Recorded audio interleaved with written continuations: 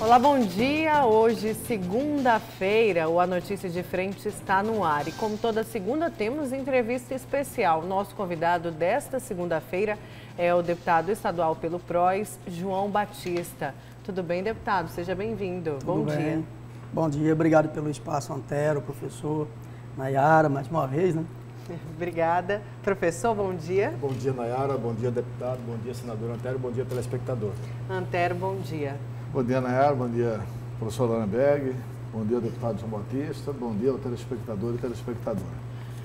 Deputado, vamos começar falando da proposta do governo do Estado da Previdência Estadual, que já foi encaminhada para a Assembleia Legislativa e agora começam as discussões. Só que assim que encaminhada, assim que, na verdade, pronta, o senhor já teve uma posição, já manifestou sua posição, que é contra esta proposta do governo. E disse mais, quer o apoio dos servidores públicos para poder lutar contra essa proposta. Será possível? Eu queria primeiro que o senhor respondesse para a gente qual que é o maior ponto que desagradou dessa proposta, o funcionalismo público estadual.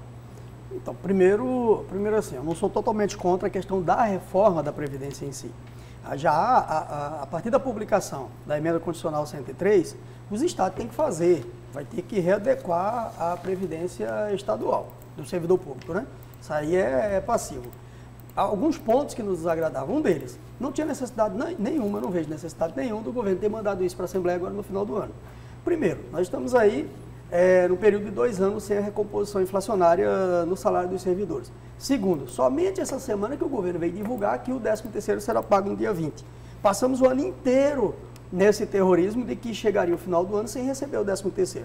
Então não tinha necessidade nenhuma dele mandar agora para a Assembleia no mês de dezembro. Poderia muito bem esperar o retorno dos trabalhos da Assembleia para ele poder encaminhar isso aí. Outro ponto, essa reforma vai ter que vir ali, de 11 para 14, já está lá na Emenda Constitucional 103. Mas não tinha necessidade de pegar também aqueles que já estão aposentados.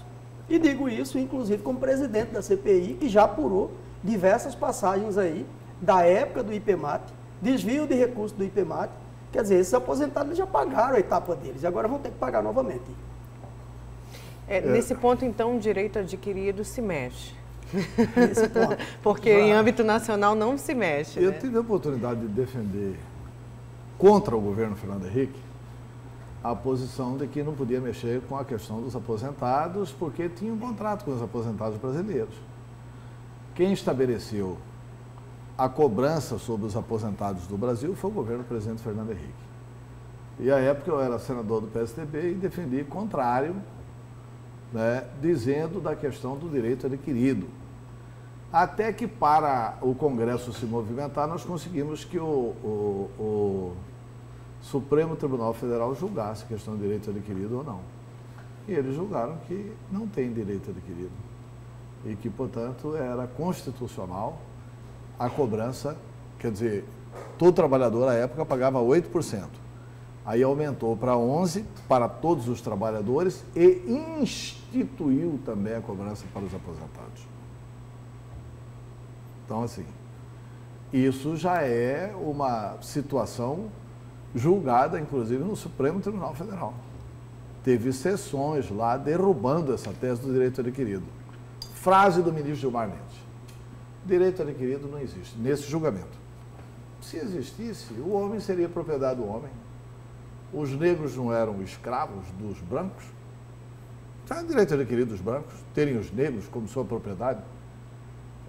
Direito adquirido, o Supremo já decidiu, principalmente nessa tese da Previdência, Mas a minha tese, que não existe. Na verdade, quando a gente reclama essa questão de taxar os aposentados, Antero, não é discutindo a questão do direito adquirido. Ah, sim, uma questão não social, é questão, então. Exatamente, é a questão social. Se o próprio Estado já apresentou estudos que diziam o seguinte: você vai trabalhar durante 35 anos, vai pagar durante 35 anos, paga uma cota e, segundo a proposta do Estado agora, você paga uma cota, o Estado paga outra cota, o patrão vai pagar uma outra cota, vai igualar o desconto agora. Você vai pagar durante 35 anos e, de acordo com a expectativa de vida do homem, da mulher agora, ele pelo menos vai ficar mais 27 anos recebendo essa aposentadoria. Se ele vai continuar, mesmo depois de aposentado, pagando, ele não vai pagar 35 anos, ele vai pagar em 60 anos. Ele vai pagar mesmo depois em que ele começa, em que ele vai se aposentar. Um período em que ele precisa do salário dele melhor, que geralmente quando a gente já está com uma idade um pouco mais avançada, aí você precisa pagar um plano de saúde, você precisa pagar um remédio, você vai continuar tendo aquele desconto. Principalmente aqueles que têm o que a gente mais bate, Antero, que vai pegar todos, inclusive aquele que recebe um salário mínimo. E ele, na proposta do governo, até esse daí vai estar sendo penalizado. Deputado, se eu entendi bem, por favor, me corrija. O senhor disse que não é contra muitas coisas que tem na proposta do governo. E o senhor falou que é contra a taxação dos aposentados. A minha pergunta é, então o senhor é a favor de que sobe de 11 para 14 para os ativos? Na verdade, professor, nem é uma questão de ser a favor. Se dependesse de mim, manteria nos 11%. Mas a imposição, na verdade, na publicação da emenda constitucional 103, o governo federal já impôs para os estados. Eles deveriam fazer essa recomposição sob pena do estado não poder fazer mais transação com a União. A União repassar empréstimos e outras penalidades. Então, o governo do estado de Mato Grosso hoje, por exemplo, e os demais, eles têm um discurso fortíssimo, principalmente para a sociedade. Nós precisamos fazer a reforma da Previdência do funcionalismo público sob pena do Estado ser penalizado. Até aí, o servidor público ainda compreende alguns pontos que a gente não compreende. Um deles é essa questão da penalidade dos aposentados. Tá, mas a Previdência Nacional, a União, ela ainda tem mecanismos, né? Da União você ainda tem espaço para você discutir se ela é realmente deficitária ou se não é. Se ela é deficitária por causa da DRU ou se ela é deficitária de qualquer forma. Se não desvinculasse os recursos da Previdência, ela seria deficitária ou não seria deficitária? Então, da União, ainda tem como você fazer esses cálculos por causa, assim, das várias fontes que alimentam o fundo da Previdência. Do Estado, não. Verdade, o Estado é deficitário ou não é deficitário. Do Estado, a conta é aritmética pura mesmo. Quer dizer, é deficitário e, se não corrigir, em 2024 não vai pagar. Eu ainda vejo que depende também do ponto de vista de cada gestor, Antero. Eu vejo que não é bem dessa forma. Igual você falou, no caso da Previdência Social, nós temos aí praticamente um funil de cabeça para baixo. Você tem várias fontes de entrada de recursos. Aliás, você tem poucas fontes de entrada de recursos e muitas fontes de saída. Aqui, né? Não, no caso da Previdência Social. Não, aqui lá, no Estado... Lá tem muitas fontes de entrada de recursos. Não, sim, aqui não mas tem, é maior a saída. Mas lá é maior a saída, que nem você falou da questão da DRU. Se você cortar, se você utilizar o recurso lá apenas para pagamento das aposentadorias e as pensões, você vai ver que o recurso é suficiente. Outra coisa, se você cobrar daquelas empresas devedoras, a gente sabe da dificuldade que existe. E você pegar uma empresa como aqui, por exemplo, nós tivemos aí a Tudo de Transporte e a Itamaraty, a empresa Itamaraty. Só essas duas empresas ficaram devendo para a Previdência Social aí quase que 1 bilhão. Mas são duas empresas que já foram à falência, que é uma massa morta, que dificilmente a União vai conseguir resgatar esse recurso. Mas tem muito recurso bom, que você pode muito bem acionar a Justiça e conseguir resgatar. No caso da Previdência, do regime próprio de Previdência aqui no estado de Mato Grosso, o que nós já analisamos até agora através da CPI? Nós tínhamos praticamente o mesmo problema da Previdência Social. Quando, até 2003, o recurso da Previdência era utilizado para pagar as aposentadorias, para pagar as pensões e para assistência de saúde. Você tem uma ideia, nós tivemos agora... É o caso do IPMAT, né? Do IPMAT, na época do IPMAT. Nós tivemos ali, por exemplo, não só o ex-presidente Yuri Bastos deu um testemunho fortíssimo lá, e nós já estamos buscando o inquérito que foi realizado ali em 2002, 2003, por ali, para poder levantar essas informações, de que muitos procedimentos eram pagos sem a comprovação da realização do procedimento de saúde. Nós tivemos lá o senhor José Monteiro, que foi um funcionário que trabalhou por 30 anos, inclusive na parte financeira do IPMAT naquela época, e estivemos também ouvindo, na última oitiva, o atual presidente do MTPrev, o senhor Elton. Isso, ouvindo o atual presidente, para saber quais as medidas estão sendo tomadas para sanar essa questão do déficit financeiro e atuarial. Nós temos imóveis do antigo IPMAT que foram concedidos para associações, para órgãos aí, foram dados como se fosse patrimônio público e não era. o que se arrecadou do salário do servidor não era recurso público, era recurso privado.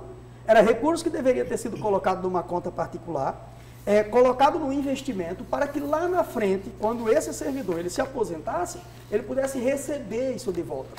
Nós temos aqui, por exemplo, tem 2 creches estaduais que funcionam, é o Estado que administra essas 2 creches e que não paga nada. Essas creches foram construídas com recurso do IPEMAT e o Estado não paga aluguel dessas creches. Tem outros terrenos que foram dados, foram doados, foram construídos bairros aqui. Então, eles utilizaram o recurso que foi arrecadado do salário dos trabalhadores e utilizaram como se fosse recurso público, que não era. A 1 bilhão e 300 é o dado que o governo do Estado apresenta, que nós temos de déficit financeiro hoje. Anual.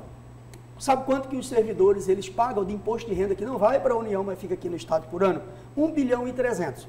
Se o governo assumir com novas fontes de receitas, como foi falado ontem, inclusive nós cobramos do presidente, ele falou que tem pelo menos 8 alternativas aí e arrecadar novas fontes de receita, talvez a gente, aumentando essa alíquota dos ativos de 11 para 14 e achando novas fontes de receita, não precisasse punir os aposentados. O senhor falou que foi enviado, então, precipitadamente. O senhor acredita que esse estudo que a CPI vai ter depois de concluída poderia ajudar e muito na construção dessa proposta? O senhor acha que daria para esperar mais um pouco? E não tem prazos também estabelecidos pela emenda constitucional do Brasil? Sim, até julho. Então ainda tem prazo suficiente para a gente poder discutir. Outra coisa, eu acho que o governo do Estado, a relação entre governo e Assembleia não está lá essas coisas todas, exatamente por isso. Eu acho que o Estado tem que dialogar mais com a Assembleia Legislativa, com os deputados, mas não apenas com a mesa diretora, com os demais parlamentares. É claro, foi feito ontem, por exemplo, aliás, na última quarta-feira, nós tivemos uma reunião do presidente do Detran, da diretoria do Detran, no Colégio de Líderes com alguns parlamentares. Tem um projeto que aumenta algumas taxas e o presidente do Detran foi lá fazer uma justificativa. Eu apresentei algumas emendas nesse projeto do Detran, por exemplo, para segurar algumas taxas lá. A gente entende que tem alguns serviços que foram criados e não foi criado taxas, não foi publicado leis criando essas taxas. Então há espaço para uma discussão. Bom, o presidente do Detran ele começou um trabalho de dialogar com aqueles parlamentares, porque muitas vezes o projeto chega na Assembleia de forma fria e sem um estudo de impacto, por exemplo, e é apresentado lá e o deputado vai votar. Algo que muitos parlamentares têm reclamado, por exemplo, que boa parte das mensagens do governo, ele chega lá, simplesmente, já chega num dia, é pedido de dispensa de pauta, constituído, comissão especial, vota em primeira, semana que vem já vota em segunda e vai para a sanção. Então, eu acredito que tem que ser melhor trabalhada essa questão, porque senão fica parecendo que os deputados estão na Assembleia apenas fazendo a vez do Estado. Eu falo, ali não tem oposição, não tem situação, não tem independente, que não tenha responsabilidade com o Estado. Cada um tem o seu compromisso com o Estado. Eu falei para o próprio governador, eu como deputado de oposição, tenho trabalhado muitas vezes, até mais pelo Estado de Mato Grosso do que deputados da situação. Por quê? Eu não falo de sessão. Eu procuro discutir cada projeto. Não é uma crítica aos demais parlamentares, porque cada um tem a sua base, cada um tem as suas agendas. Mas o governo ele não pode apenas ir lá e falar com a base.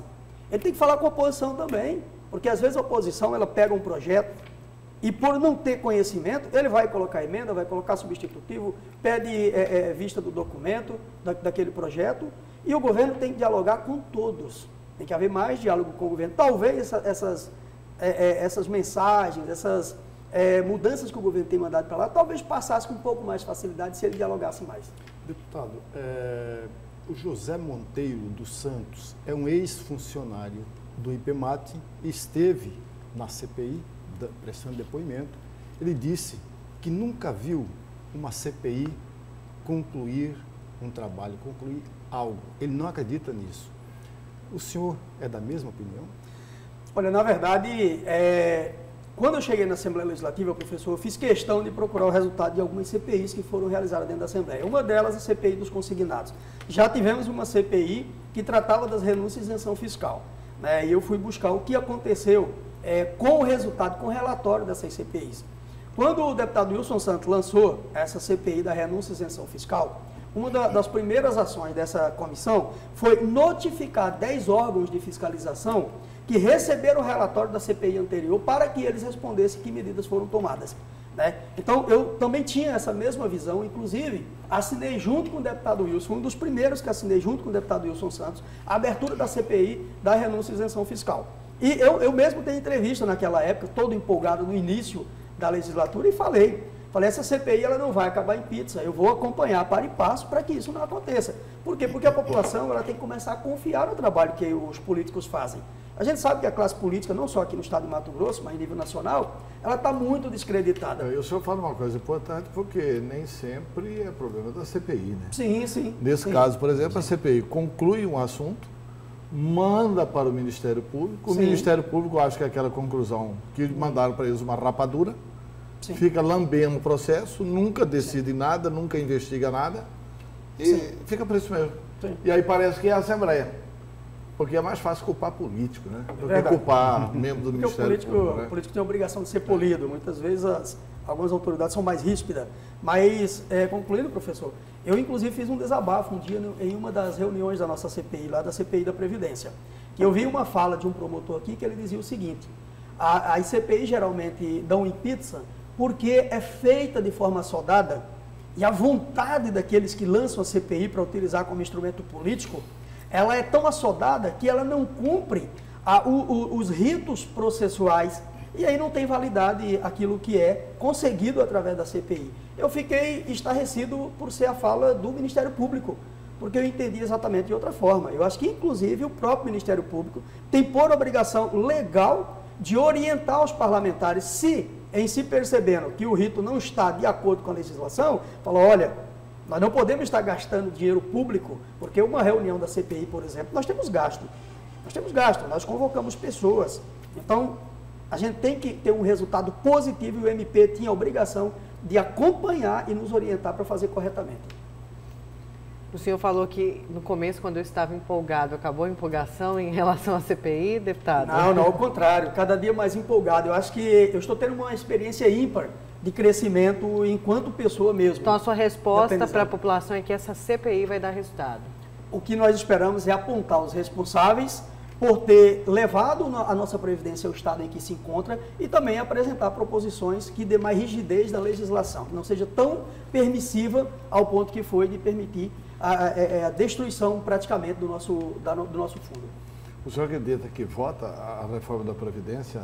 Não acredito. Esse ano aqui... Esse ano? Não, esse ano aqui eu acredito que está muito em cima. Se depender de mim, eu vou, inclusive, já estou com a assessoria jurídica trabalhando para, inclusive, barrar essa sessão do Conselho de Previdência que encaminhou o projeto para a Assembleia.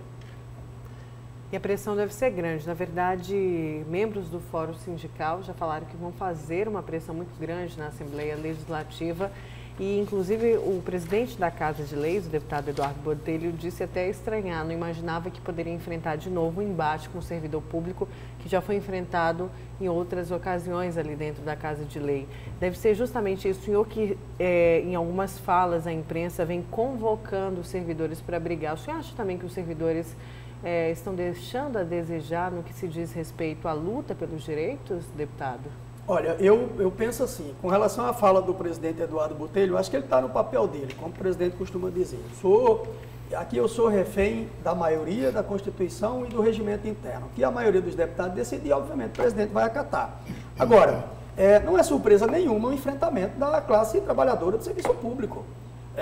Nós temos aí, essa reforma, ela vai impactar diretamente no bolso desse pessoal, principalmente daqueles que estão aposentados.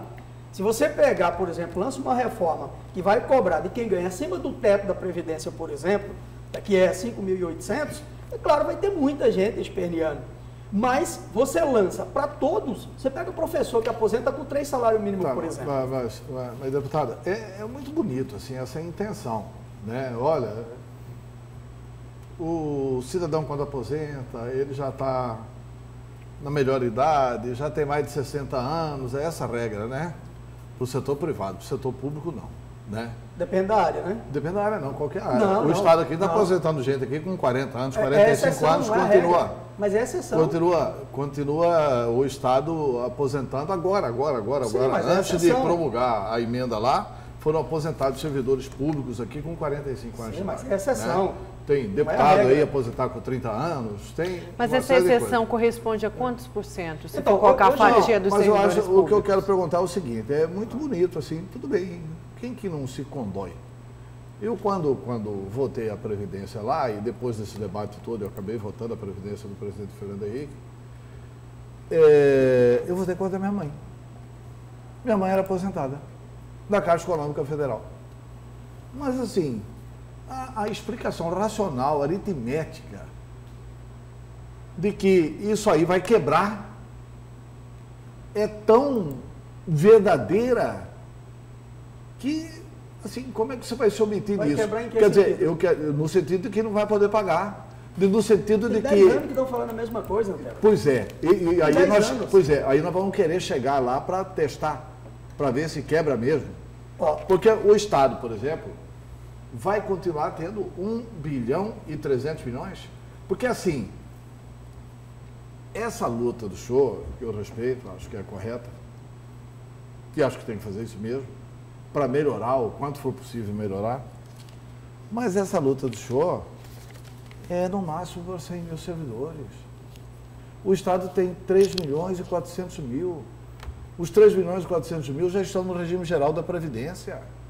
Já estão quer dizer, esse discurso é um discurso que abandona 3 milhões e 300 eu discordo da dessa sociedade tese. e defende Eu discordo dessa 100 tese. mil servidores. Eu discordo dessa tese. É a mesma coisa da gente falar que nós não vamos lutar aqui, por exemplo, por categorias que trabalham em situação de risco, que deveria sim ter uma idade menor para se aposentar, um tempo menor de contribuição, e a gente falar que não. Isso é porque... diferente, até lá reconheceu isso. Não, Lá teve a reforma da Previdência Nacional, teve diferenças com relação a mulheres, teve diferenças Sim. com relação E a daqui também está chegando. à polícia, e tem que Sim, ter mesmo. sim. Porque são características de... Sim, mas dá no mesmo, é a mesma de- coisa, não é uma defesa. Você não pode exigir que um policial vai correr atrás de bandido aí com 65 anos Sim, mas de o que eu idade. estou falando para você é o seguinte, nós não estamos falando aqui que não vai aumentar a alíquota por 100 mil. Eu estou falando que o Não, Estado 100 ele mil pode... não, os 3 milhões e 300 já aumentou. Sim, Isso sim. não depende de vocês. Sim, então, Né? eu estou falando que não tem necessidade de você cobrar dos aposentados. Isso não tem. Já vai aumentar a alíquota em 3% a mais, de 11 para 14, dos que estão ativos. Está nesse projeto. E já está fora desse projeto do PLC que foi encaminhado para a Assembleia, já tem um outro projeto do Qual Conselho de conta que o Previdência senhor para tem? fazer o resto das Qual conta que o senhor tem para garantir que não precisa? que não precisaria. Porque, veja bem, em 2023, o cálculo do presidente da Previdência, qual que é o nome dele? Wellington. O Wellington. Wellington. O cálculo do Wellington é que em 2023, ou seja, daqui a 3 anos, 3 anos na história é amanhã, né? Daqui a 3 anos, nós teremos mais servidores aposentados, daqui a 3 anos.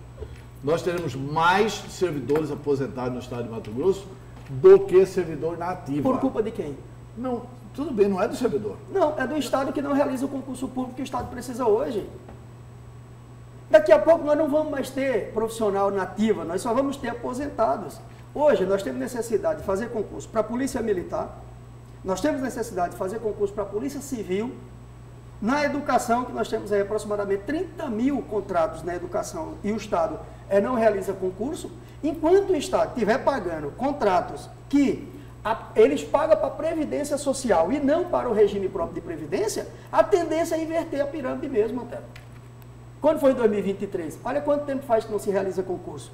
Se não fizer concurso para poder efetivar os que estão contratados, não vai ter mesmo. E se fizer concurso, estoura o limite da Depende. responsabilidade fiscal. Quanto que nós temos hoje, e aí eu não vou fazer aquele discurso fácil com relação à questão da renúncia e isenção fiscal, não. Qual é a previsão de renúncia e isenção fiscal para o ano de 2020 agora? Ultrapassa 7 bilhões. Não estou criminalizando, eu estou falando o seguinte. Por exemplo, a isenção fiscal para os produtos da cesta básica, para aquele pessoal de baixa renda que utiliza a energia de baixa renda, para taxista, para poder incentivar a substituição do seu veículo, a gente acha correto. Mas nós vamos ter 7 bilhões enquanto a gente estiver desonerando os grandes. Como acontece? Estiver desonerando os grandes e cobrando dos pequenos, a tendência é ter essa lógica mesmo, é inverter a lógica. O servidor contribui com 1 bi e 300, que é exatamente o déficit que nós temos da Previdência que o Estado alega. O servidor, a folha de pagamento do servidor, hoje gira em torno de 9 bilhões. Ele utilizando todo esse dinheiro no comércio aqui no Estado, ele está contribuindo com mais pelo menos 3 bilhões ano, né? Ano. 9 bilhões ano. Aí ele contribui com aproximadamente 3 bilhões só de impostos aqui no Estado. Mais 1 bi e 300 de imposto de renda, ele contribui com praticamente 4 bilhões e 300 da receita do Estado. Isso dá aproximadamente 20% da receita do Estado através do servidor público. Você não está computando o imposto de renda para o Estado, né? Do Estado para o Estado. O imposto de renda do servidor público não vai para a União, fica no Estado. Vai para o Caixa do Estado, não vai para a União. É 1 bi e 300. Deputado, ainda sobre a CPI, o senhor certamente está levantando esses dados, já deve ter lido, assim como os demais integrantes da CPI, documentos, dados interessantes. O que mais chamou a sua atenção nesses dados, nesses documentos, foram exatamente o desperdício de gestões anteriores ou, de fato, descalabro com a questão da saúde? A utilização de um Instituto de Previdência que já foi um dos órgãos mais ricos do Estado de Mato Grosso, a utilização desse órgão como sendo um instrumento político. Nós escutamos não só do senhor José Monteiro, mas também do ex-presidente do IPEMAT, do Yuri Bastos, na oitiva que ele fez lá em uma das nossas reuniões, que o IPEMAT foi utilizado como instrumento político. Procedimentos que muitas vezes de saúde, que muitas vezes foram pagos sem ter sido realizados, procedimentos de saúde que foram feitos em pessoas que não eram servidor público, porque a lei dizia o seguinte: o recurso que adentrava lá era para pagamento de aposentadorias, pensões e procedimentos de saúde do servidor. E familiares, né? E familiares. Mas o próprio ex-presidente, e colocou aí, estamos inclusive levantando, estudando o inquérito que foi realizado naquela época, e também nós temos um relatório de 2003 do Tribunal de Contas do Estado, que apontava exatamente a má gestão e o desvio de recurso ali no IPEMAT. Aí, Antero, volta àquela questão que o povo fala, que infelizmente trabalho de CPI vira em pizza. Nós estamos cobrando, por exemplo, do Tribunal de Contas do Estado, o que o Tribunal de Contas fez, porque recentemente o Tribunal tem sido rígido com relação ao controle das contas, principalmente no tocante à folha de pagamento. RGA, com decisão de suspensão do pagamento, porque não poderia extrapolar o limite da lei de responsabilidade fiscal. Está no seu papel, está fazendo o seu papel. Está sendo rígido até contra eles mesmo. Sim, sim.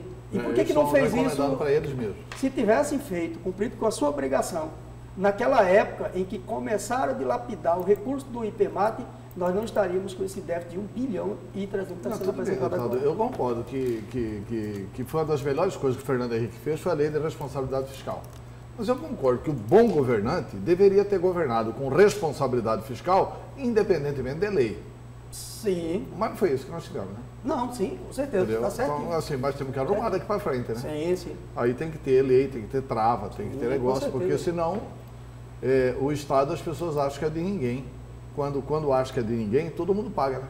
Nós pagamos a conta, né? Exatamente. Conforme falou um ouvinte hoje pela manhã, a nossa função enquanto público é servir a sociedade. E, infelizmente, inverteram a lógica das coisas, né? Parece que a classe política, ela simplesmente se empedrastrou e ficou dali esperando tá no castelo, tem uns muros em volta. Castelou esperando que a sociedade...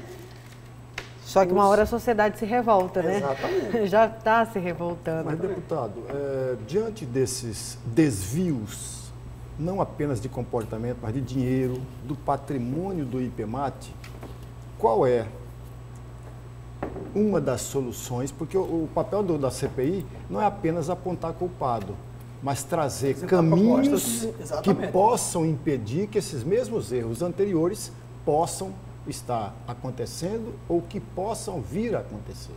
Diante dessa destruição do patrimônio do IPEMAT, na opinião do senhor, eu sei que ainda é prematuro, o que passa pela cabeça da CPI, qual é a solução que deva ser feito?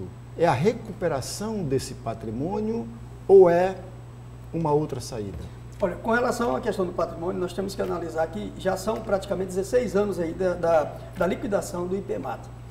Com relação à responsabilização de algumas pessoas, em alguns casos aí já há uma prescrição. Né? Tem terrenos aí, por exemplo, eu sou presidente do sindicato, tem terrenos aí, inclusive, que foram na maioria dos casos já cedidos. prescreveu. Sim, em alguns casos aí, terrenos foram concedidos, inclusive, para associações, sindicatos, igrejas, para outros órgãos. Tem prédios aqui, por exemplo, da administração, esse prédio da Secretaria de Segurança Pública, por exemplo, era do IPMAT. Vários prédios hoje aqui que a administração utiliza era do IPMAT. Isso foi comprado, foi construído com dinheiro arrecadado da Previdência do servidor. Então o Estado deveria pagar, pelo menos pagar o aluguel. Não, e esse o aluguel... IPMAT foi o doutor Fragério que construiu na construção do CPA, ué. Não, sim, mas com recurso do IPMAT. Recurso público. Com recurso do Estado. Olha, não foi bem isso que foi apresentado lá na CPI. Nós estamos levantando a documentação. E isso, inclusive, foi falado por quem trabalhou lá e participou do processo na época. Essas duas creches, os 8 escritórios do IPMAT que tinha distribuído em Diamantino, Rondonópolis, Barra do Garça, em Cáceres, que também foram comprados ou construídos com recurso do IPMAT, que depois a gente está levantando o que o Estado fez com esses prédios. Que isso tudo deveria vir, por exemplo, para dentro do fundo e vamos colocar aqui na capital, quais são os prédios que foram construídos com recurso do IPMAT. Deveria o Estado pagar aluguel para ir para o fundo para amortizar, principalmente o déficit atuarial. Outra proposta que nós estamos apresentando é que, e já conversamos inclusive com o presidente Wellington, e para nossa surpresa, uma surpresa muito boa, a diretoria do IPMAT já está vendo essa possibilidade. Nós temos aí uma dívida ativa do MT-Prev. Nós temos aí aproximadamente 48 bilhões de dívida ativa do Estado. É claro que boa parte já são recurso podre, né? Não vai receber. Mas existe um fluxo. Então aí em torno de 300 milhões ano. Então que parte desse recurso ele seja destinado para esse fundo para ir amortizando. Principalmente, o Estado precisa amortizar diminuir o déficit atuarial. Se ele não diminuir o déficit atuarial, ele vai ser penalizado também pelo governo federal, porque há imposições. A emenda constitucional 103, ela trouxe imposições para o Estado e o Estado está transferindo para o servidor. Eu também não sou de tudo, Antero, insensível de dizer, falei, isso foi problema do Estado, os governos passados erraram, os gestores passados erraram, nós não tem nada a ver com isso. Infelizmente, alguém vai ter que pagar a conta. O que a gente não concorda é que a conta seja paga exclusivamente pelo servidor. Eu falei aqui, por exemplo, dessa questão dos incentivos fiscais. Nós temos que rever. Durante a votação do PL, mas a Assembleia fez uma revisão lá nos incentivos. A Assembleia votou... A Assembleia reinstituiu os incentivos. Sim, sim. Né? E segundo comentários gerais, é que melhorou a questão dos incentivos fiscais. Melhorou, sim. Melhorou. Era pior. Não, era pior. Imagina se vai ser mais de 7 bilhões se não tivesse sido feito a alteração que foi feita. Ia ser ainda muito maior. Mas quando se diz Assembleia, eu vou levar em consideração que são 24 deputados. Cada um tem um CPF e uma forma de pensar. Né? Eu, por exemplo, eu votei quando foi apresentado esse projeto pelo governo do Estado, nós apresentamos propostas lá e discutimos em diversos setores. Inclusive, eu sendo do segmento do funcionalismo público aqui, eu fui convidado pelo setor produtivo para algumas palestras e fui lá. E tive alguns embates, inclusive. Deputado, o senhor ajudou a derrubar o veto que beneficiou a cervejaria Petrópolis. Segundo comentários lá na Assembleia. E aí, só com a Petrópolis o Estado vai deixar de arrecadar 240 milhões por ano. Essa empresa ela já tinha ação na Justiça, na verdade, Tudo pedindo... bem, deputado, sim. Mas se a Assembleia mantém o veto do governador, aí a Justiça teria uma lei para se basear, para não dar guarida para essa empresa. Eu fiz, na verdade... E ela é uma empresa de pagamento de propina. Que inclusive foi denunciada na sexta-feira pelo MPF na Operação Lava Jato. Só aí são 240 milhões de prejuízo. Sim. Agora deixa eu falar uma coisa. Até o final do governo. Quem falou que eu participei da derrubada do lá dentro da Assembleia. Então, lá dentro da Assembleia. É secreto, lá dentro da Assembleia. Exatamente. Lá dentro da Assembleia.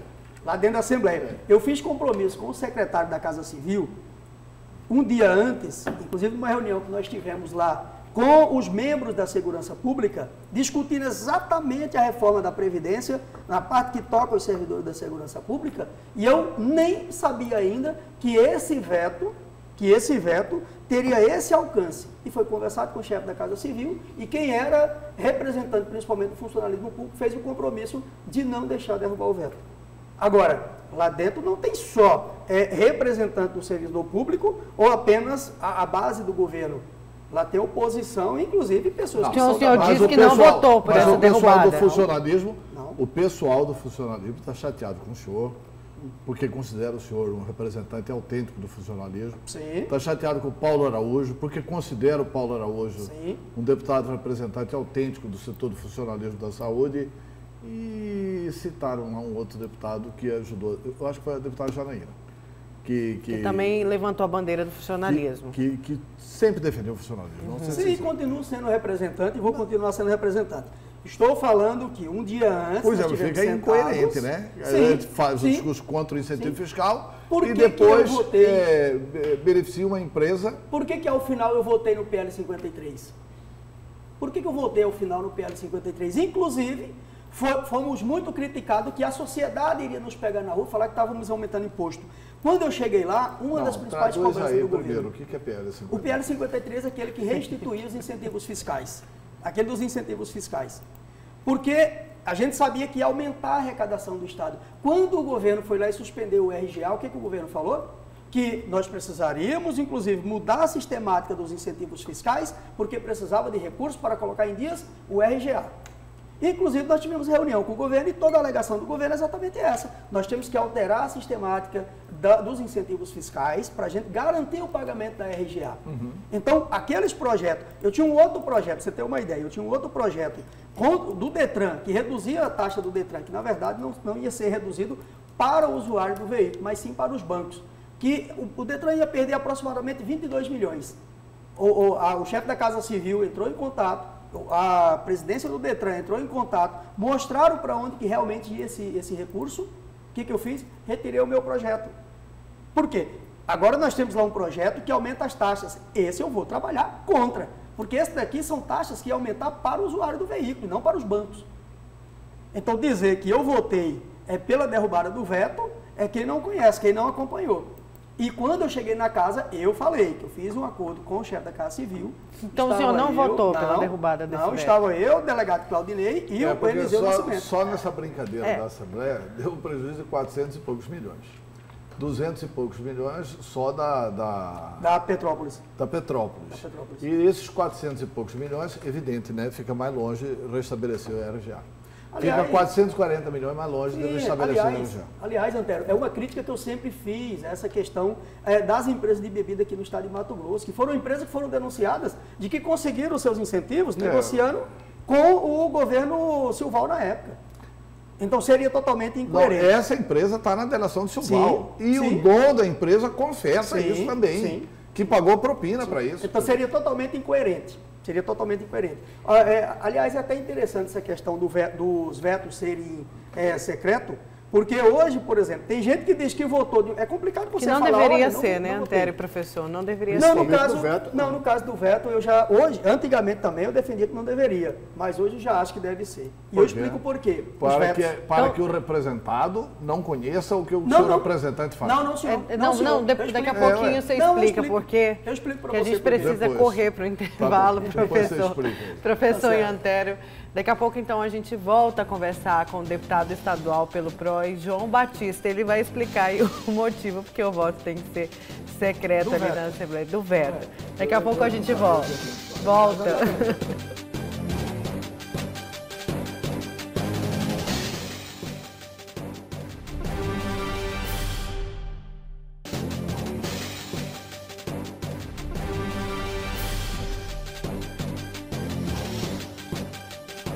Voltamos com a segunda parte do A Notícia de Frente desta segunda e a gente recebe e conversa com o deputado estadual pelo PROS, João Batista. E falávamos aí do voto, do veto e que o voto deveria ser aberto. Mas o senhor disse que hoje defenda que ele seja secreto. Por quê, deputado? Eu vou explicar. Apesar de que a gente sabe que o Antério tem um ponto de vista dele e é respeitável, mas eu vou explicar. Depois o Antério dá. Eu respeito o ponto de vista. Sim. Bom, vou colocar aqui, vou citar como exemplo esse projeto agora que nós temos lá do Detran. O Detran está ali criando algumas taxas e aumentando algumas outras. Mas esse projeto não é veto. Não. Calma que a gente chega lá. Tem esse projeto do Detran que cria algumas taxas e aumenta umas e o presidente mostrou lá que algumas outras até vão baixar. Mas aí as que vão baixar são menores do que as que vão subir. Mas tá. E aí a gente vai lá e coloca emenda reduzindo essas taxas. Como já aconteceu, já fiz isso. E essas emendas, esse projeto vai para a sanção do governador. E o governador, ele veta essas emendas. Aí essa emenda que você reduziu a taxa, Sim. a votação foi aberta. Sim, foi aberta, exatamente. Tá. Mas ela passou. Essa emenda passou. Tá. Aí vai lá o governo, veta, faz gestão junto à base e fala o seguinte: a base vai trabalhar para derrubar, para manter o veto. E eu que sou da oposição, que a minha intenção é reduzir essas taxas, eu vou fazer a defesa. Se a base do governo for votar de forma secreta, ele contraria o governo e me ajuda a derrubar o veto. Se o voto for aberto, você acha que a base do governo vai trabalhar junto comigo para derrubar essas taxas? Não vai. Eu também, inclusive nós assinamos lá, tem projeto lá e continua tramitando na casa, para que todos os votos sejam abertos. Mas aí abriram essa discussão com relação ao veto. Pois é, deputado, só colocando aí o seguinte. Pegando o mesmo exemplo que o senhor deu, a questão do Detran. Então o governo mandou um projeto, aí o voto é aberto.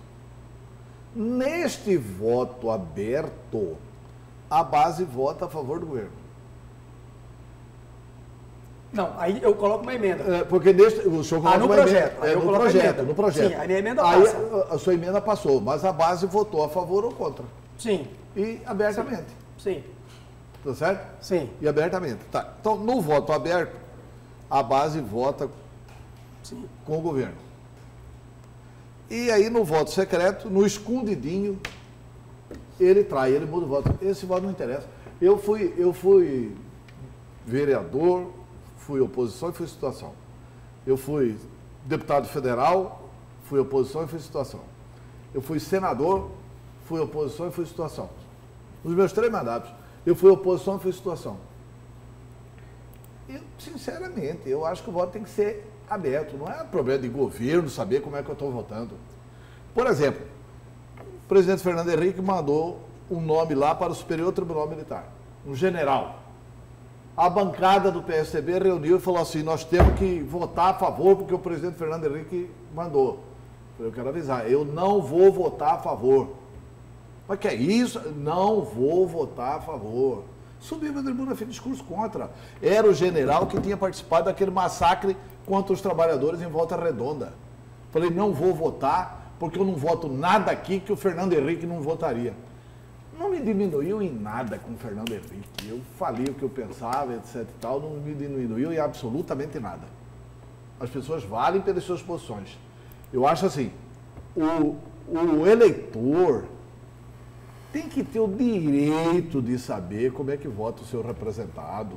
Pois é, Eu sou seu representante, eu vou votar uma coisa. Aí agora, no escondidinho, aí o eleitor não fica sabendo. Sim, Antero, mas vamos analisar o seguinte. Por exemplo, o senhor está sendo acusado, segundo o senhor injustamente, de ter votado a favor da Petrópolis e a favor da derrubada do veto e tal. Sim, exatamente. Dando prejuízo de 400 milhões e prejudicando o RGE do servidor. Agora, aí o senhor fala que é mentira. E é mentira. E o senhor não tem como provar. O senhor está sendo vítima do mas voto é muito secreto. mais fácil. Mas é muito mais fácil. O senhor está sendo vítima do voto secreto. Mas é muito mais fácil eu chegar e falar, não, eu votei dessa forma, desse caso, eu chegar e eu expresso. Não, eu votei assim. Sim. Do que você pegar, nós temos que analisar o seguinte. Sabe o que eu aprendi, principalmente nessa luta sindical? Eu não posso esperar que todos pensem igual. Você tem 24 deputados na casa. Você tem ali uma luta gigante. Vamos colocar eu aqui, ó, deputado João Batista. Deputado João Batista veio lá do meio dos trabalhadores do serviço público. Você acha que eu tenho tanta força quanto um deputado que é empresário, que já tem uma vivência nos grupos políticos aqui do estado de Mato Grosso, por exemplo? Mas quando deputado lá que é melhor que o senhor, deputado? Não é questão de melhor não. Não é questão de melhor não. Nenhum deles, o senhor é igual a qualquer um lá. Sim, eu estou falando de ter força, de ter mais articulação, porque está muito mais enturmado. Então, eu vou colocar para você, estou colocando para você apenas um ponto, que é essa questão do Detran. Coloco outro aqui, por exemplo.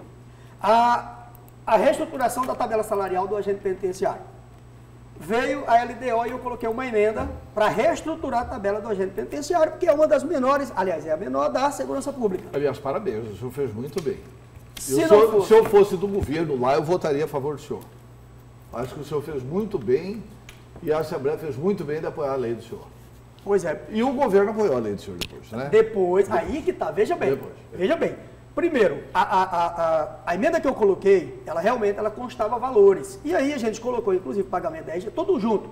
Tá, deu toda aquela celeuma, é inconstitucional, tem visto de origem e tal, não sei o que. Eu falei, olha, é o seguinte, eu coletei 20 assinaturas para apresentação. Não, quem assinou não falou que ia votar comigo. Foi apenas para a apresentação da emenda, eu compreendo. Mas 20 deputados assinaram comigo.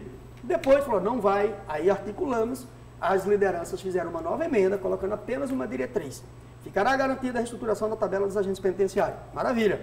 Quando o projeto foi para o governo para a sanção, o governo vetou. E o governo acionou a base e falou, vocês vão manter o veto. Eu tive que fazer um novo trabalho de base, deputado por deputado, para conseguir os votos. Só que, naquele momento, o deputado Paulo Araújo chegou e falou, olha, você não tem os 13 votos que precisa. Falei, eu tenho, a menos que me traiam, eu fiz combinados aqui. Você vota no meu projeto, certo? Tinha várias outras emendas que tramitaram, e a gente sabe, determinadas emendas. Mas o problema daí do veto é mais um veto por origem, né, deputado? Sim. Não, sim. É o veto por origem, né? Sim. Aí é inconstitucional, aí tem que conversar com o governo, para o governo mandar mensagem e tal, e resolver o problema. Mas não havia essa conversação com o governo, tanto é. Resultado, nós fomos para na Casa Civil, cobrei do governo o posicionamento, e o governo liberou a base para votar como quisesse. De 22 deputados presentes, nós tivemos 20 votos para derrubar o do veto e 2 contrário ainda. Apesar do governo ter liberado a base, 2 ainda votou contrário ainda, né? Ainda teve 2 rebeldes lá ainda que acabou indo com o governo. Porém, é muito mais difícil. Se o governo chegasse e falasse, eu não vou liberar a base, como que eu ia conseguir derrubar esse veto do governo para poder, no meu ponto de vista, fazer justiça em determinada situação, se não fosse secreto? Tem deputado, nós não podemos querer, eu não tenho cargo no governo, eu não recebo, praticamente as minhas indicações não são atendidas, sempre a resposta é sempre que é em virtude da questão orçamentária, não temos como atender, então nunca tem nada atendido, eu praticamente não tenho nada no governo, eu não tenho nada no governo, não tenho cargo e também não tenho atendido minhas demandas, mas tem deputados que tem deputado que é da região tal, que ele consegue levar o asfalto para a região dele, tem deputado que ele tem 10, 15, 20 cargos indicados no governo, como que esse deputado que é base do governo, ele vai votar contra o governo por algo que ele acha que é justo, contrariando o governo, se ele sabe que amanhã vão tomar os cargos dele, que não vão fazer o asfalto que ele pediu. Então, infelizmente, Antero, não é uma questão com o eleitor, é uma questão de um jogo político dentro da Assembleia. Porque existe um sistema e tem que funcionar desse jeito. Então, ninguém ali tem uma vontade própria. Temos que mudar esse sistema. Ninguém tem uma vontade própria. Todos teriam que fazer o seguinte, eu particularmente, por exemplo, voto para o TCE. Eu fui na tribuna e falei, eu voto assim, assim, assim. Toda vez que me pede, olha, como que você vota? Eu voto assim, eu coloco a minha cara, porque eu entendo o seguinte, quando eu fui eleito, eu não peguei dinheiro emprestado para poder fazer campanha, eu não fiz compromisso com grupos políticos, então eu cheguei praticamente isento. Eu cheguei lá isento. Se eu me recandidatar novamente e for reeleito, maravilha. Esse é o grupo seu, né? Exatamente. Então, o meu compromisso hoje é com aquilo que eu entendo ser certo. É com aquilo, portanto, hoje, na semana passada, por exemplo, nós tivemos aqui na empresa, na rádio, nossa, levamos um pau dos trabalhadores da iniciativa privada com relação à questão sobre a previdência do servidor público. É porque se fala dos privilégios, porque é algo que vem sendo combatido, principalmente no governo só o professor, atual. Cortando o professor. Desculpa, professor. Eu estou ouvindo. Entrar no debate do veto, e aí vai Já falar o historiador. Não, deputado, vamos aprofundar um pouco, até para encerrar essa discussão sobre o veto, vamos aprofundar um pouco. O senhor foi eleito em uma aliança de oposição à aliança que conseguiu a eleição do senhor Mauro Mendes ao governo do Estado. Mas o senhor, ao ser eleito de oposição, não significa necessariamente que o senhor deva votar contra o governo sempre. Sim. Há projetos vindo do governo que beneficia a sociedade, o senhor, como representante da sociedade, deve votar favoravelmente àquele projeto.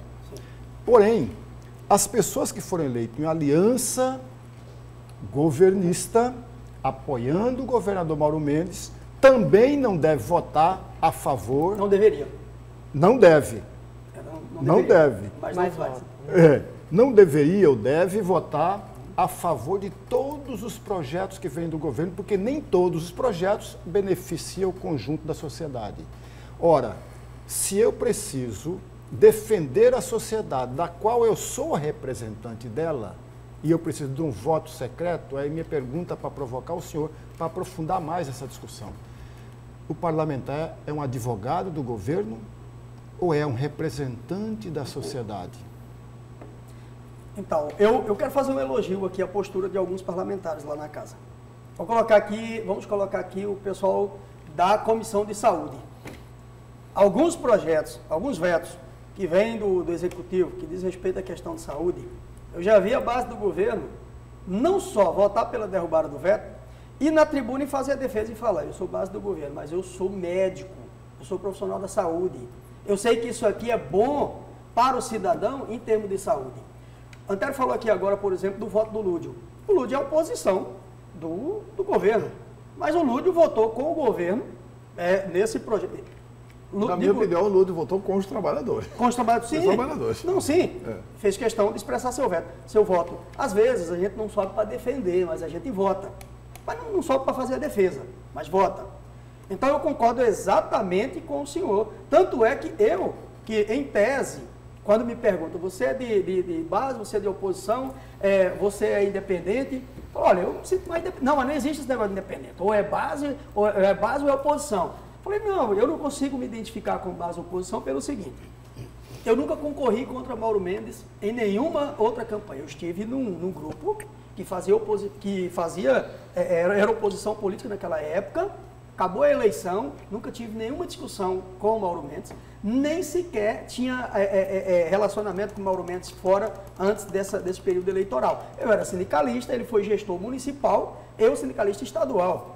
Uma coisa não tem nada a ver com a outra. Então, assim, hoje eu não tenho nenhuma divergência política nem ideológica com o Mauro Mendes. Eu tenho apenas um único problema com o governo Mauro Mendes.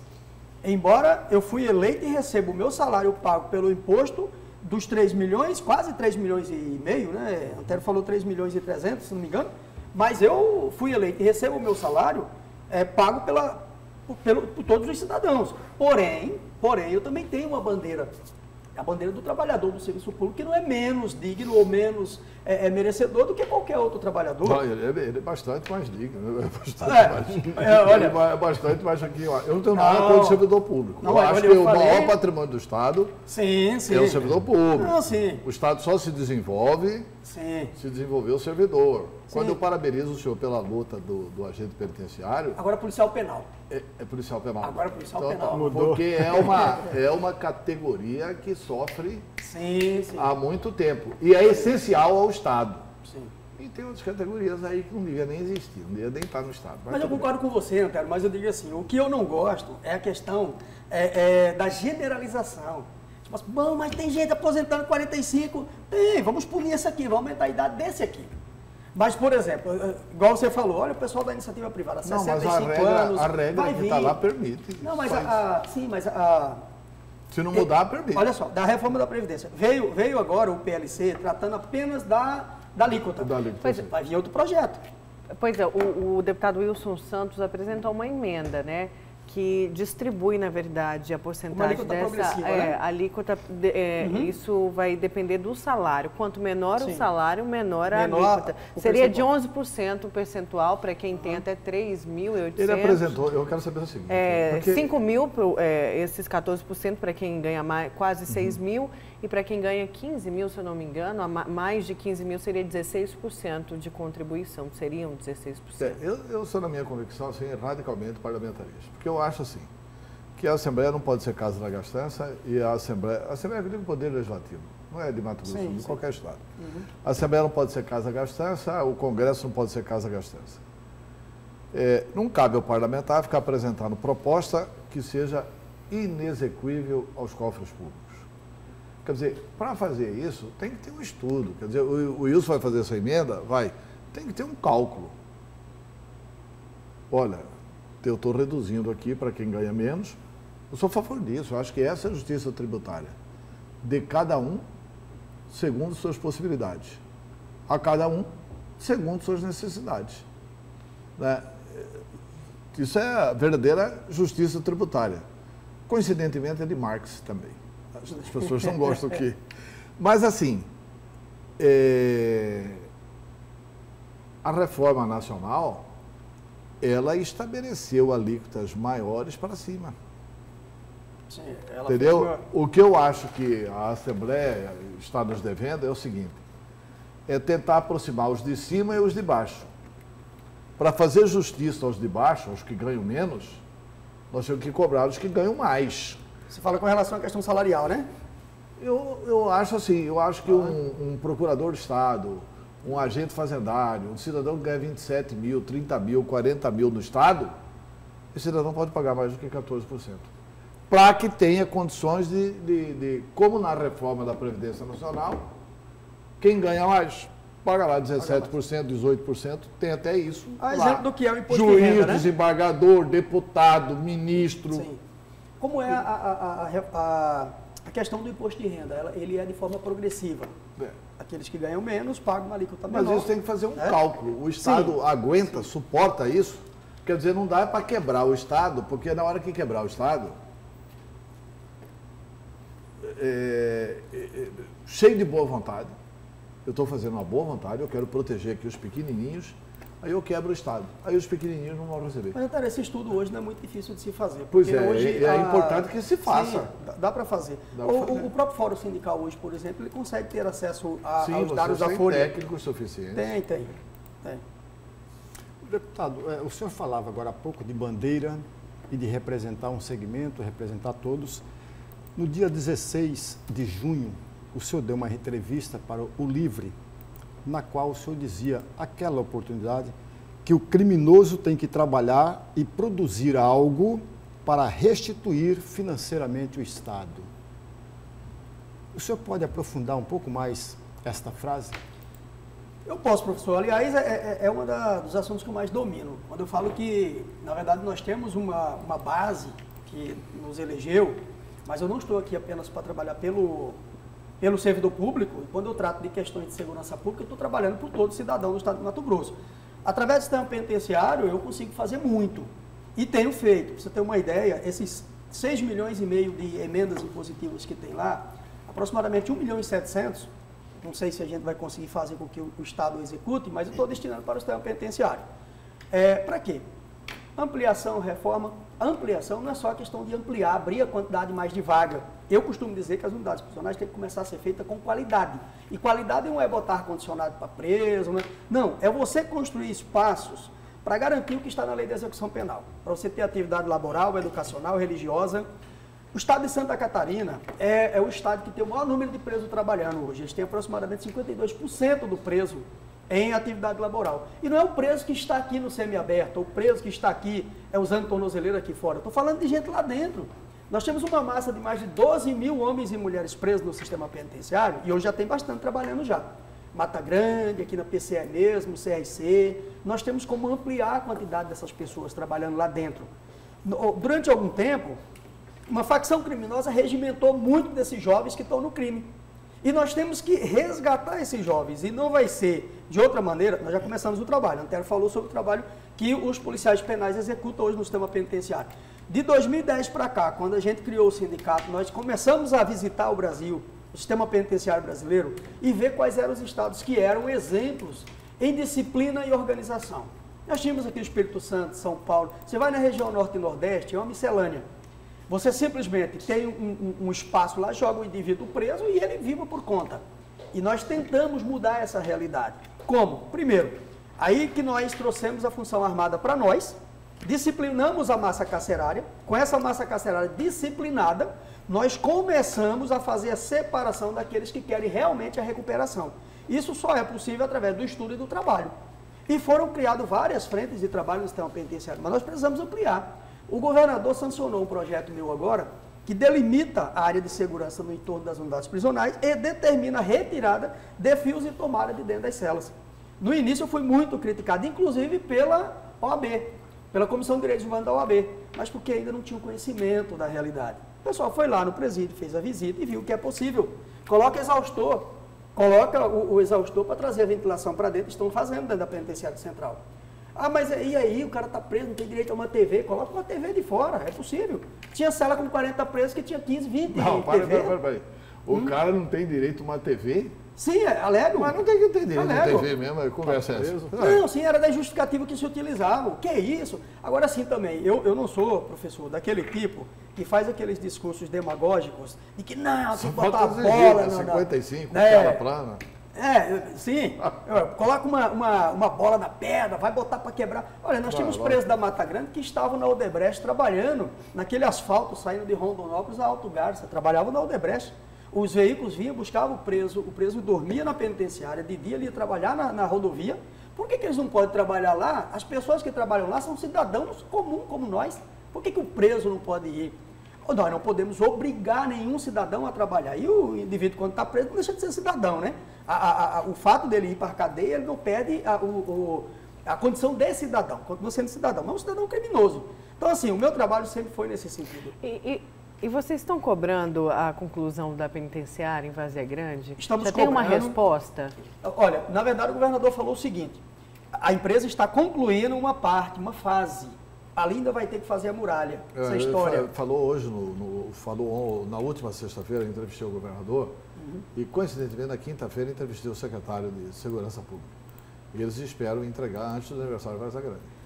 Então, que seriam 300 e poucas vagas lá e 150 e poucas vagas em Peixoto de Azevedo. Não, lá no total são 2 blocos, então eles querem entregar um dos blocos, são 300 e poucos, né? Mas no total são 1.800 vagas, então, né? falaram em 300 e poucas vagas. Então é um bloco só, blocos. Né? Isso, que será uma das melhores, porque tem um espaço gigante na lateral, que, segundo a ideia do próprio governo, é colocar lá um viveiro e colocar uma fábrica de blocos de cimento.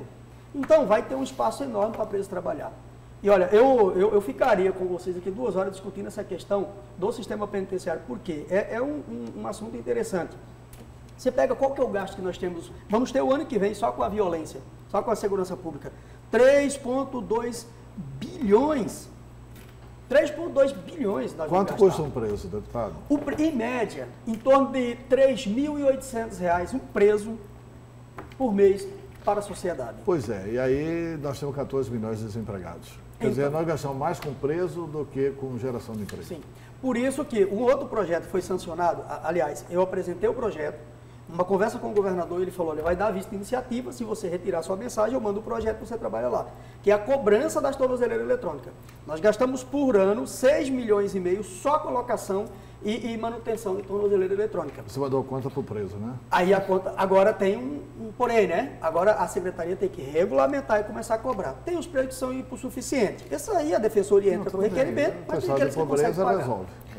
Vamos para mais um intervalo. Na volta a gente continua conversando com o deputado estadual João Batista e a gente vai falar de eleições 2020. Não saia daí.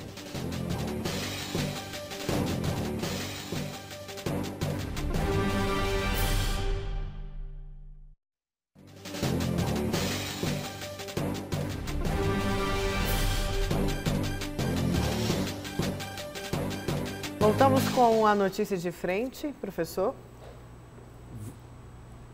Falando a respeito de eleição, deputado, o senhor certamente não será candidato a prefeito. Não. Mas o PROS certamente será. A Gisela será candidata e terá o apoio do senhor?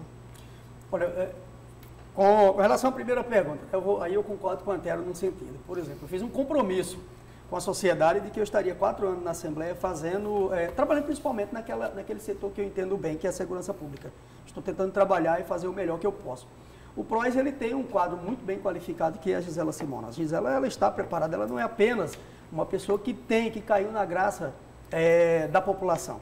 Ela é uma pessoa preparada, qualificada, como gestora.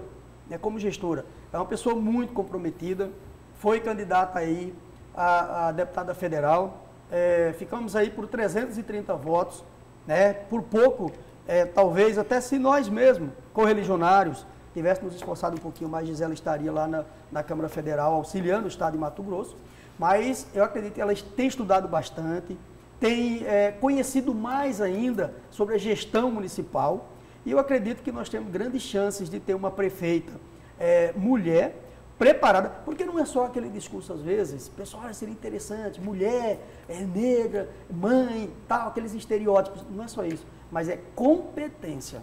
E a Gisela tem mostrado isso à frente do trabalho que ela desenvolve no PROCON.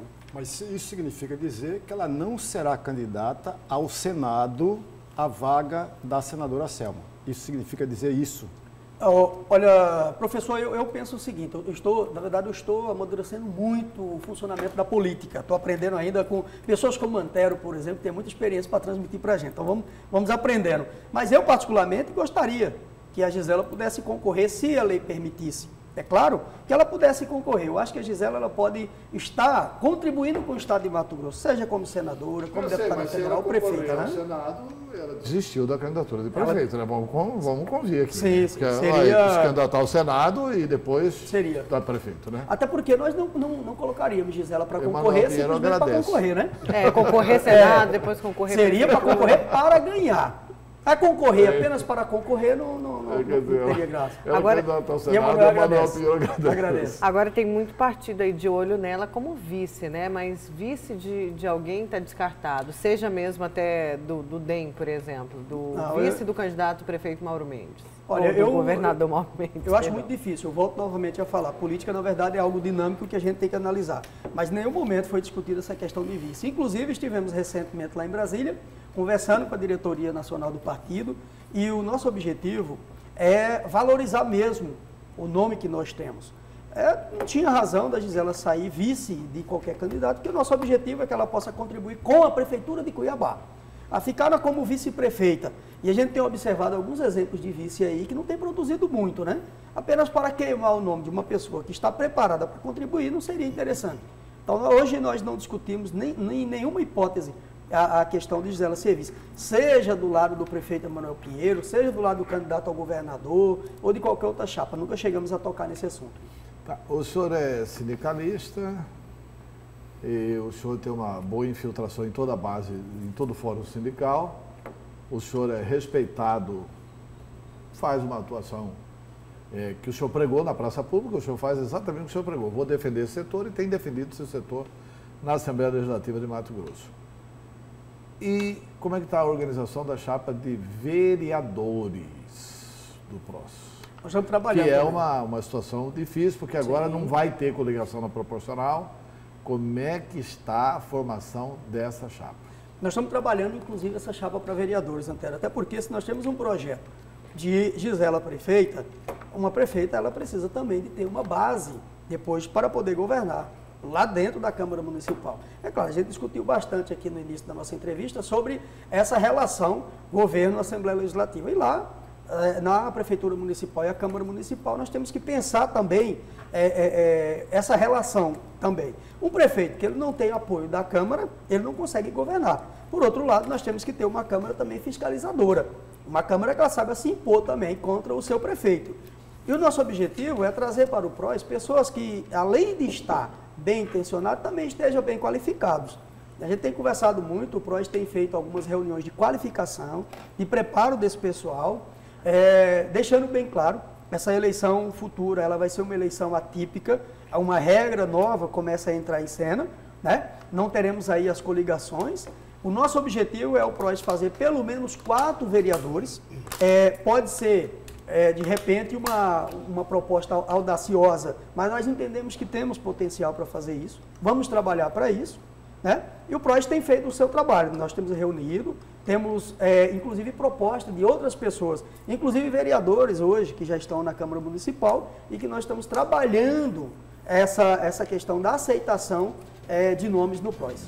Deputado, muito obrigado pela sua vinda, pelas suas respostas aqui no A Notícias Diferente. Eu que agradeço mais uma vez. Um quadro qualificadíssimo, como eu costumo dizer por aí, né? Antero Paz de Barros, professor Lorimbeck, que aliás foi meu passageiro na época de cobrador de ônibus aqui na região de CPA, né? Então, muito satisfeito mesmo. Bons Obrigado tempos pelo que o espaço. ônibus tinha cobrador, né? A tecnologia tirou o cobrador do ônibus. Trazia muito prejuízo para o trabalhador. Cara. Eu fui, muito assalto, né? Muito assalto. Fui atirado por 3 vezes, tive que sair várias vezes correndo e o tiro comendo nas costas. Por isso que você foi para a segurança, né? Para continuar fugindo de bala, né? Por isso que eu tomei raiva de bandido, de ladrão, porque não me avisaram, não. Tá bom. Obrigada. Bom dia, Obrigado, bom dia, Antério, bom dia, professor. Bom dia, um abraço, deputado.